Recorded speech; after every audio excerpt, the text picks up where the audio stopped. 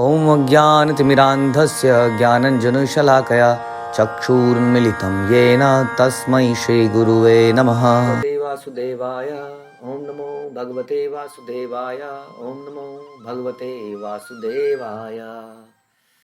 Shrimad Bhagavatam canto पहला अध्याय 10वां और श्लोक संख्या 17 से हम प्रारंभ करेंगे। तो हमने कल बहुत इंपॉर्टेंट चीज़ सुनी कि किस प्रकार से भगवान जा रहे थे तो सब लोग रो रहे थे, आंसू बहा रहे थे, और कुछ स्त्रियां थी जो उनसे मिलना चाहती थी, लेकिन लोक लज्जा के कारण हमने देखा कि वो छत पे चली गई, वहाँ से उन्होंने फूल बरसाए। कई जो है स्त्रियां रो रही थी, उनके आंसू बह रहे थे प्रेमवश भगवान से दूर जाने के कारण। इसी को आगे चलाते हैं। श्लोक संख्या 17। सीतात पत्रम जग्राह मुक्तादाम विभूषितम रत्नदंडम गुणाकेशा प्रिया प्रियतमस्यः। उस समय महान योद्धा तथा निद्रा को जीतने वाले अर्जुन ने, जो परम प्रिय भगवान का घनिष्ठ मित्र था, एक छाता ले लिया जिसका हत्था रत्नों का था, जिसमें मोतियों की झालर लगी थी। तो महान योद्धा, निद्रा को जीतने वाला गुणाकेश अर्जुन को बोला जाता है। भगवान का क्या था? परम मित्र था, बड़ा प्रिय था भगवान का। वो क्या है, एक छाता लेके आ गया। हम कितने भी बड़े व्यक्ति क्यों ना बजाएं, लेकिन हम भगवान के दास ही रहते हैं। माना अर्जुन उस समय के छत्रपति राजा थे, एक तरह से राजा के ही भाई थे, बहुत बहुत बहुत बड़े व्यक्ति थे। युद्ध में भी इतने लोगों को हरा दिया था, अभी अभी कौरवों को भी हराया था। और वो व्यक्ति क्या कर रहा है, वो किसी को ऑर्डर नहीं दे रहा, जाइए छाता लेके आयो, चलो भगवान पे छाता करो, नहीं, क्योंकि ये मेरा प्रिविलेज है। हाँ, सेवा का मिलना, सेवा करना हमारा प्रिविलेज है। सेवा कोऑर्डिनेटर तो हम बन जाते हैं, लेकिन सेवा कब करेंगे? आप सेवा कोऑर्डिनेटर बनिए ज़रूर, क्योंकि कोऑर्डिनेटर्स की भी आवश्यकता है, लेकिन हम अवश्य सेवक भी बने। हम पर्सनली भी सेवा करें। हमेशा ध्यान रखिए कि हम ये ना भूल जाएं कि हम खुद भी एक मीनियल सर्वेंट हैं, और अपने स्वामी की सेवा करने से ही हमें संतुष्टि मिल सकती है। जब जब हम ये भूलेंगे तब तब हम असंतुष्ट हो जाएंगे। हाँ, तो अर्जुन को इतना युद्ध जीतने के बाद भी अहंकार नहीं था, और हम देखते हैं वो भाग के छाता लेके आता है भगवान के लिए। और जब हम भगवान को कुछ ऑफर करते हैं तो हम बेस्ट चीज़ ऑफर करते हैं। ध्यान रखिए, हम भगवान को भोग लगाते हैं, हम घर में ऑल्टर बनाते हैं। ध्यान रखिए, हमारे घरों में बहुत अच्छे सोफे होते हैं, हमारे घरों में बहुत अच्छी लाइट्स होती हैं, सब कुछ बहुत अच्छा होता है, लेकिन भगवान का स्थान उतना अच्छा नहीं होता। तो ध्यान रखिए कि भगवान का स्थान सबसे बेहतर होना चाहिए। हमें जब भगवान को हम ऑफरिंग करते हैं, भगवान की थालियाँ, भगवान की पूजा का सामान, कई बार घर में हम देखते हैं कि घंटी बेचारी रो रही होती है, कह रही होती है मुझे रिटायर्ड कर दो, मैं मर जाऊंगी किसी दिन, टन टन करते हुए लटक जाऊंगी। हाँ, घंटी में या तो फिर पीतल की ना हो कि वो लोहे की बन जाती है। कैसे? उसमें इतनी कालक चढ़ जाती है कि पता नहीं चलता कि पीतल की है या लोहे की है। प्लेटें जो है टेढ़ी मेढ़ी हो रही होती हैं घर में, आप देखेंगे आरती की थालियाँ टेढ़ी मेढ़ी, डेंट पड़े हुए, चल रहा है सब। दिया है, जो दिया ऐसा दिया है कि मानो उसमें घी, एक बूंद घी से ही काम चल जाए। मतलब हमें देखना चाहिए कि भगवान की वर्शिपिंग का जो सामान है वो ऑपुलेंट होना चाहिए। एक एक चीज़ बहुत ऑपुलेंट करने का प्रयास करना चाहिए अपनी क्षमता के अनुसार। ऐसा नहीं कि अपनी क्षमता नहीं है तो, लेकिन जो जिसकी क्षमता है उसके अनुसार वो अच्छे से अच्छा करने का प्रयास करें। तो यहाँ पे देखते हैं कि छाता लेके आया, लेकिन छाता भी ऐसे लेके आया अर्जुन जिसका हत्था रत्नों से जड़ा था, मोतियों की झालर लगी थी। ऐसा विलासपूर्ण राजसी उत्सव में सोना, रत्न, मोती, मूल्यवान पत्थरों का प्रयोग होता था पहले। ये सब प्रकृति के उपहार हैं, और भगवान के आदेशों से पर्वतों, समुद्रों द्वारा उत्पन्न किए जाते हैं, और तब वे उत्पन्न होते हैं जब मनुष्य आवश्यकता के नाम पर व्यर्थ वस्तुओं के निर्मित करने में अपना बहुमूल्य समय नहीं गंवाता। फैक्ट्रियों में औद्योगिक उपकरणों के तथा कथित विकास से सोना, चांदी, पीतल, तांबा जैसी वस्तुओं के बजाय गाटा पारचा के बर्तनों का वो कहाँ। आजकल के आप बर्तन जानते ही कैसे कैसे होते हैं, प्लास्टिक के बर्तन, थर्माकोल के बर्तन। तो संसार में लोग जानते ही नहीं है कि वो कितना डेंजरस है थर्माकोल में खाना। थर्माकोल में खाना, you are directly eating plastic. Thermocol में अगर आप गर्म चीज़ खा रहे हैं तो इट्स वेरी डेंजरस। थर्मा चीज़ में सूखी कोई चीज़ खा रहे हैं तो फिर भी चलेगी। यानी कि इतनी घटिया हो चुकी है हमारे बर्तन। हर चीज़ बहुत ही निकृष्ट हो चुकी है, कहने को हमने डेवलपमेंट कर दिया है। आज की डेट में थर्माकोल पार्टियों में हर जगह प्लास्टिक की या इस तरह की चीज़ें मिलती हैं। जबकि पहले मेटल के बर्तन हुआ करते थे ना, आप जानते हैं। लोहा भी बहुत बाद में आया, जो हम स्टील यूज़ करते हैं वो स्टील भी उतना उच्च नहीं माना जाता जितना कि पीतल इत्यादि। गाँव में अगर आप जाएंगे तो आज भी पीतल के बर्तन मिलेंगे आपको। खैर, तो यहाँ पर इस तरह का भगवान ये बता रहे हैं यहाँ पर कि उस वक्त ऐसा समृद्धि थी, ये हम पहले भी सुन चुके हैं, क्योंकि कृष्ण वहाँ पर थे, भगवान की भक्ति की जा रही थी, इसलिए हर चीज़ में समृद्धि थी।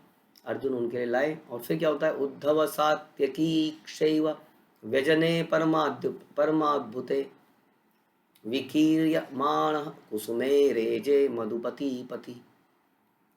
उद्धव तथा सात्यकी अलंकृत पंखों से भगवान पर पंखा जलने लगे, तो उसने ऊपर से छत्र लगा दिया अर्जुन ने, और इन्होंने पंखे झलने शुरू किए। पंखे भी कैसे थे, अलंकृत, बहुत ही सुंदर ढंग से सजे हुए पंखे थे। आप लोग कभी, अगर मैंने देखा था कुछ जगहों पे, खासतौर पर मायापुर में मैं जानता हूँ, तो मायापुर में सवेरे दर्शनार्थी के बाद में के समय पर श्रीला प्रभुपाद को पूरा परिक्रमा कराई जाती है मंदिर की, तो इतनी सुंदर पालकी होती है और उसमें इतने सुंदर पंखे होते हैं, अलग अलग रंग बिरंगे उससे बने हुए। हाँ, तो ये भी एक है ना, ये भी एक सेवा का भाव है। जैसे मैंने बोला, हम सेवा करते हैं, लेकिन सेवा में हमें नित्य सोचना चाहिए कैसे हम सेवा को बेहतर कर सकते हैं। हमने पहले भी सुना था, एक बार मेरे को याद है, हम जब चैतन्य चरितामृत पढ़ रहे थे, तो उसमें एक जगह आया था कि यदि कोई भगवान को बहुत ही अच्छे तरीके से भोग लगाता है तो भगवान इससे बड़े प्रसन्न होते हैं।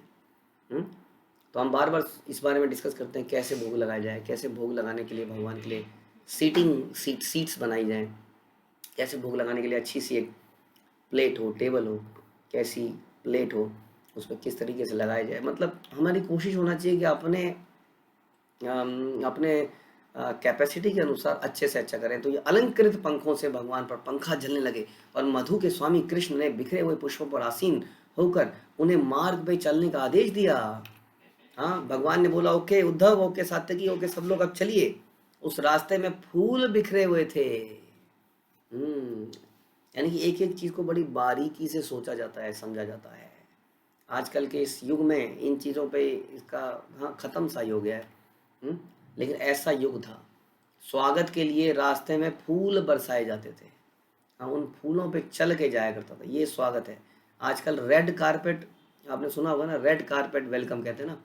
रेड कारपेट है, रेड कारपेट के नाम पे जो टेंट वाले हैं ना, वो टेंट वाले हमने देखा, वो टेंट वाले अपना टेंट बिछा देते हैं रास्ते में।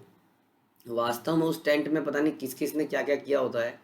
हाँ, उसको थोड़ा बहुत झाड़ झूड़ के उसी को समझ। लेकिन पहले क्या होता था, फूलों से रेड कारपेट बन जाता था, उसके ऊपर चल के जाते थे। तो इतनी डिटेलिंग थी, एक एक आदमी की बहुत वैल्यू थी। आजकल आदमी की वैल्यू समाप्त हो गई वास्तव में।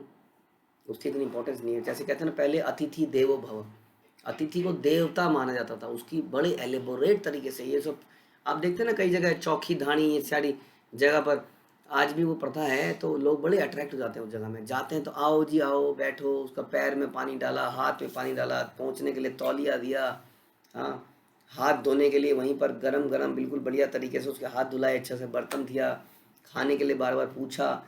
ऐसा कल्चर था एक ज़माने में, अब ऐसा कल्चर नहीं है। पहले पूछा जाना, बार बार परोसना, इस तरह का कल्चर था। तो खैर, मतलब एक एक आदमी पे बहुत टाइम दिया जाता था। तो ये तो स्वयं भगवान है, तो भगवान के लिए तो सबसे बेस्ट होना चाहिए। हाँ, तो रास्ते में फूल बिखरे हुए थे। फिर क्या होता है, अश्रुयंता शिशा सत्यास्तत्र तत्र द्विजेरता ऋता नानुरूपानुरूपाश्च निर्गुणस्य गुणात्मनः। जहाँ तहाँ यह सुनाई पड़ रहा था कि कृष्ण को दिए गए आशीर्वाद ना तो उनके उपयुक्त हैं ना उनके अनुपयुक्त हैं। जहाँ तहाँ से कृष्ण को आशीर्वाद मिल रहे थे, हे कृष्ण चिरंजीव हो, आप सदा जीवित रहे, आपका यश चारों तरफ फैले। आप बताइए, यहाँ बता रहे हैं ये तो अनुपयुक्त हैं। अनुपयुक्त क्यों है? ये आशीर्वाद अनुपयुक्त क्यों है? क्योंकि भगवान को कैसे कोई आशीर्वाद दे, जो हर चीज़ में पूर्ण ऑपुलेंस रखते हैं, हर चीज़ उनके पास पहले से ही है, उनको कोई आशीर्वाद कैसे दे सकता है? इसलिए अनुपयुक्त है, कैसे उनको आशीर्वाद दिया जाए। लेकिन उपयुक्त भी है। हाँ, ये लोगों का आपसी प्रेम संबंध था। उस प्रेम संबंध के होते हुए वो भगवान को आशीर्वाद दे रहे थे। जैसा हम सुनते हैं कि पूतना के मारे जाने पर भगवान के शरीर में तिलक लगाए गए, जैसे हम लगाते हैं ना तिलक, गले में, पेट में, छाती पे, वक्षस्थल पे, इधर इधर। तो इस प्रकार से हम शरीर में 12 तिलक लगाते हैं। केवल दिखता एक ही तिलक है, हाँ, लेकिन 12 तिलक हम लगाते हैं। वैसे ही गोपियों ने भगवान के 12 तिलक लगाए गोबर से, कि इसकी रक्षा हो, इनके बाजुओं की रक्षा हो।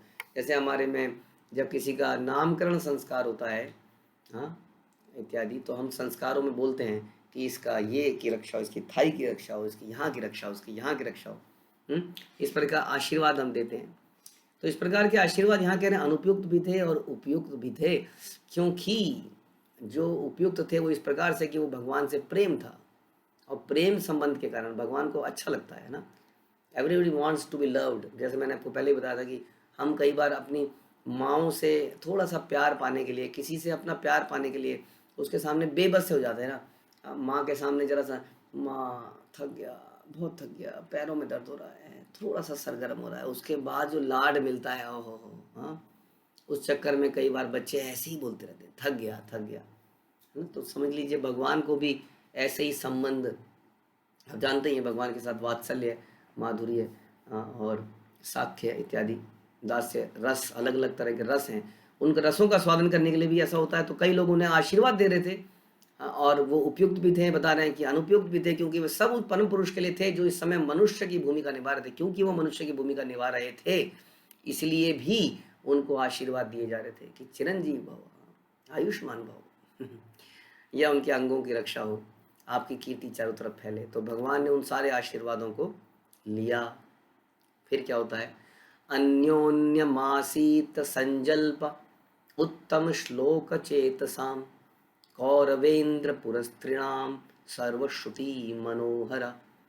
चुने हुए छंदों से जिनकी स्तुति की जाती है, ऐसे भगवान के दिव्य गुणों के विचार में डूबी हस्तिनापुर के सभी छरों घरों की छतों पर चढ़ी हुई स्त्रियां उनके विषय में बातें करने लगी। ये बातें वैदिक स्रोतों से कहीं अधिक आकर्षक थी। यहाँ पे फिर से बताया जा रहा है कि वैदिक स्रोतों से अधिक उत्तम है भगवान की ग्लोरिफिकेशन, भगवान के गुणगान, उनका नाम। इसलिए भागवतम सारे वैदिक ग्रंथों का सार का भी सार है, एक तरह से कह सकते हैं, सार का भी विस्तार है। इसलिए परम ग्रंथ है, क्योंकि वैदिक ग्रंथों में कुछ टेक्निकल लैंग्वेजेस हैं, कुछ कर्म कांड के विषय में है, लेकिन ये जो ग्रंथ हैं, कैसे ग्रंथ, भागवतम, या भागवतम को छोड़ के यहाँ बता रहे हैं कि जो स्त्रियाँ ज़्यादा पढ़ी लिखी नहीं थी, छतों पे पहुंची हुई थी, वो भगवान के बारे में बातें कर रही थी, कुछ भगवान के गुणों का गान कर रही थी, उनके रूप का गान कर रही थी। बता रहे हैं कि ये वैदिक मंत्रों से भी अधिक आकर्षक थी। वेद व्यास ऐसा बोल रहे हैं। इसलिए कहते हैं कि वेदों से कहीं उच्च है ये ग्रंथ श्रीमद् भागवतम इत्यादि चैतन्य चरितामृत, क्योंकि इसमें भगवान की शुद्ध ग्लोरी है। हाँ, तो इस तरह से यहाँ तो ग्रंथ की भी बात नहीं करी जा रही, यहाँ तो हम भागवत की भी बात नहीं कर रहे हैं, यहाँ तो हम उन स्त्रियों की बात कर रहे हैं जिनके हृदय में भगवान के लिए स्वाभाविक प्रेम था, और उस प्रेम के वश वो भगवान की कुछ ग्लोरी कर रही थी, कुछ गा रही थी। कह रहे ये जो गाना था, ये जो था, ये वैदिक स्रोतों से भी अधिक उच्च था। और इस प्रकार से यदि आप कभी हरे कृष्णा मंत्र का उच्चारण करते हैं, हरे कृष्णा कृष्णा कृष्णा हरे हरे, हरे राम राम राम हरे हरे, ये जो हमने बोला, समझ लीजिए ये वैदिक, जितना भी वैदिक स्त्रोत बोलते हैं ना पंडित कई बार, तो उन स्त्रोतों से कहीं उत्तम है यदि आप हरे कृष्ण का कीर्तन करें। तो इसी तरह की बात बता रहे हैं। और श्रील प्रभुपाद बताते हैं कि गौड़ीय संप्रदाय के आचार्य ठाकुर नरोत्तम दास ने सरल बंगला भाषा में अनेक गीत लिखे हैं। हाँ, नरोत्तम दास ठाकुर ने अनेक गीत लिखे हैं, वैष्णव गीत। लेकिन उसी संप्रदाय के एक और विद्वान आचार्य विश्वनाथ चक्रवर्ती ठाकुर ने नरोत्तम दास के इन गीतों को वैदिक मंत्रों से भी उच्च बताया, उनके समान बताया। हाँ, साधारण सी भाषा में लिखे हुए गीत, लेकिन ये गीतों को आप उन गीतों से कंपेयर नहीं करते जो कर सकते जो कहीं सड़कों पे सीडीओ में बजते हैं, जो आम आदमी बजाता है। यहाँ पर भी उन भक्तों की बात कर रहे हैं, जैसे हमने सुना कि हस्तिनापुर में छतों पे जो स्त्रियां गा रही थी, और यहाँ पे जो नरोत्तम दास ठाकुर की बात हो रही है, ये भगवान के शुद्ध भक्तों की बात हो रही है। जब भगवान के शुद्ध भक्त कुछ बोलते हैं, कुछ गाते हैं, वो वैदिक मंत्रों के समान उसको समझना चाहिए, उससे बेहतर समझना चाहिए। ये यहाँ पे बताने का प्रयास करें, क्योंकि वो एक शुद्ध हृदय से निकलता है भगवान के बारे में। इसको सुनने का प्रयास करना चाहिए। तो क्या कहने लगी? वो कहने लगी सवे किलायम पुरुषो पुरातनो या एक आसीत विशेष आत्मनि अग्रे गुणभ्यो जगतात्मनीश्वरे निमिलितात्म मनुष्य सुप्त शक्तिषु। वो कहने लगी जैसा हमें निश्चित रूप से स्मरण है, यही है वे जो आदि परमेश्वर है। निश्चित रूप से हम कह रही हैं कि ये जो खड़े हैं ये आदि परमेश्वर हैं। प्रकृति के गुणों की व्यक्त सृष्टि के पूर्व वे ही अकेले विद्यमान थे। सोचिए कैसी नारियां हैं, छत पे खड़ी हैं, साधारण सी लगती हैं, लेकिन सारे वैदिक ग्रंथ का निचोड़ बता रही हैं। कह रही है जो खड़े हैं ना कृष्ण, ये लगते मनुष्य से हैं, सबके मन को हरने वाले हैं, बांसुरी बजाने वाले हैं, माखन चुराने वाले हैं, लेकिन ये आदि परमेश्वर हैं। भ्रम मत करना तुम, ये आदि परमेश्वर हैं। ये गुणों से भी पहले, प्रकृति के पहले विद्यमान थे। ऑब्वियसली जिसने प्रकृति बनाई होगी वो प्रकृति के पहले विद्यमान होना ही पड़ेगा, तभी तो प्रकृति बनाएगा। हाँ, और ये प्रकृति यानी कि भगवान यही बनाते हैं, अकेले विद्यमान थे क्योंकि वो परमेश्वर है। आते हैं सारे जीव उन्हीं में लीन हो जाते हैं, मानो रात्रि में सोए हों और उनकी शक्ति रुक गई हो। प्रभुपाद इसको क्लियर करते हैं कि संसार में 2 समय पर प्रलय आती है, विलय होता है। ब्रह्मा जी की रात्रि में, जो कि हर 4 अरब 32 करोड़ सौर वर्षों के बाद आता है। 4 अरब 32 करोड़, मतलब भूल जाइए कब। तब ब्रह्मा जी की रात्रि आती है। जब ब्रह्मा जी की रात्रि आती है तो प्रलय आती है और उसमें सारे जीव महाविष्णु के शरीर में सुप्त अवस्था में चले जाते हैं। और जब ब्रह्मा की आयु का समाप्ति होती है, वो तो अभी क्या बताएं। ये तो ब्रह्मा जी का एक दिन बताया था मैंने, 4 अरब 32 करोड़। इसी प्रकार से ब्रह्मा जी की एक रात्रि, उसी प्रकार से 365 दिन, उसी प्रकार से 100 साल। तो इस प्रकार से जब ब्रह्मा जी की जीवन का अंत होता है तब भी सारे जीव जो है कहाँ चले जाते हैं? महाविष्णु के शरीर में चले जाते हैं। और इस प्रकार से महाविष्णु दोबारा से क्रिएशन करते हैं। अच्छा, इस जीवों का मिलन नहीं हो जाता महाविष्णु के अंदर, ये खो नहीं जाते, समाप्त नहीं हो जाते। ये ऐसे हो जाते हैं जैसे हम जब सोते हैं ना तो कुछ सुध बुद्धि रहती है ना, हम होता है ना, जब हम सो जाते हैं तो हमें कुछ नहीं पता दुनिया में क्या है क्या नहीं है। इसलिए तो चोर जो है कब निकलते हैं? शहरों की गलियों में जब अंधेरा हो जाता है, आधी रात के बाद एक चोर निकलता है, तभी ये चोर निकलते हैं। क्योंकि सब लोग शुद्ध बुद्ध खोए हुए एक तरह से मरे हुए होते हैं, हर व्यक्ति मरे जैसा होता है। उसी प्रकार से, लेकिन वो फिर भी मरा हुआ नहीं होता है। उसी प्रकार से जीव जो है महाविष्णु के शरीर में सुप्त अवस्था में रहते हैं, और जब दोबारा से सृष्टि होती है तो इन जीवों को दोबारा से होता है। ऐसी अवस्था में ना तो शिव होता है ना कोई अन्य देवता, और इस प्रकार से दोबारा से क्रिएशन होती है। महाविष्णु भगवान कृष्ण, और इस प्रकार से ये जो महाविष्णु हैं जिनके शरीर में ये सारे जीव चले जाते हैं, इनके बारे में ब्रह्म संहिता बताती है कि ये महाविष्णु भी कृष्ण के पूर्ण अंश हैं। क्योंकि ब्रह्मा जी कहते हैं ब्रह्म संहिता के 5वें अध्याय के 58वें श्लोक में कि मैं उन आदि भगवान गोविंद को सादर नमस्कार करता हूँ। किसको? जिनके पूर्ण अंश महाविष्णु हैं। ब्रह्मांडों के अगुआ सारे ब्रह्मा उनके दिव्य शरीर के रोम कूपों से उत्पन्न ब्रह्मांडों के पश्चात उतने ही समय तक जीवित रहते हैं जितने में भगवान श्वास छोड़ते हैं। तो ब्रह्मा जी की आयु क्या बता रहे हैं? बस इतनी, सांस छोड़ी और सांस ली। और ये आयु इतने करोड़ों अरबों और पता नहीं कितने खरबों सालों में है। तो इस प्रकार से महाविष्णु के रोम छिद्रों से, शरीर में जो बाल होते हैं उसके रोम छिद्रों ब्रह्मांड निकलते हैं, और उसी ब्रह्मांड में भगवान हर एक ब्रह्मांड में एक ब्रह्मा जी पैदा करते हैं, और इस प्रकार से श्वास लेने पर सारे ब्रह्मांड वापस चले जाते हैं। ये महाविष्णु हैं, और ये महाविष्णु कृष्ण के पूर्ण अंश हैं। मैं ऐसे गोविंद को प्रणाम करता हूँ, नमस्कार करता हूँ, ऐसा ब्रह्म संहिता में कहा जाता है। तो इतना दिव्य ज्ञान जो है साधारण सी स्त्रियां दे रही हैं हस्तिनापुर में, छतों के ऊपर, और भगवान पर फूल बरसा रही है। इसलिए बोला कि ये जो इनकी वाणी है, इसलिए भक्तों के मुंह से जो निकलता है हमने सुना वो बहुत महत्वपूर्ण है। वो वैदिक छंद हैं, मंत्र हैं, उनको ध्यान से सुनना चाहिए, क्योंकि वो समस्त चीज़ों का सार है। हम खुद से पढ़ने जाएंगे तो न जाने कितने साल, अरबों साल लग जाएंगे, कितने जन्म लेने पड़ेंगे, लेकिन जो हमें भक्त बताते हैं वो इन वैदिक ग्रंथों का निचोड़ बताते हैं। इसलिए हमें नित्यम भागवतम सेवया, हमें नित्य ही भागवत सुननी चाहिए। इस प्रकार से आप रोज आइए और रोज इस भागवतम को सुनिए और अपने जीवन को सफल बनाइए। श्रील प्रभुपाद की जय। ग्रंथराज श्रीमद् भागवतम की जय।